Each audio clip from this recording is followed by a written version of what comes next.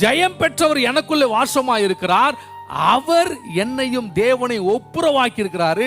இப்ப நான் அவருக்குள்ள, அவர் எனக்குள்ள, தேவனோடு இணைக்கப்பட்டிருக்கிறோம்.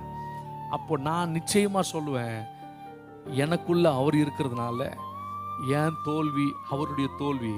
போராட்டத்துக்குள்ள போனாலும் நான் தோற்று போவதில்லை, நான் வெற்றி பெறுவேன். இந்த சிந்தை நமக்குள்ளே வரும் பொழுது ஒரு புதிய விசுவாசம், ஒரு புதிய உற்சாகம் நம்மை ஆளுகை செய்யும்.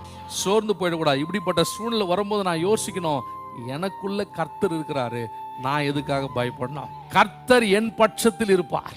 அப்ப எனக்கு எதிராய் நிற்பவன் யார்? எது நின்னாலும் என்னை மேற்கொள்ள முடியாது. தைரியமா நிக்கணும், தைரியமா விசுவாசத்துல சொல்லணும், எந்த சூழ்நிலை வந்தாலும் என்னை மேற்கொள்ள முடியாது. ஏன்னா எனக்குள்ளே அவர், நாங்கள் இருவரும் ஒன்றாயிருக்கிறோம்.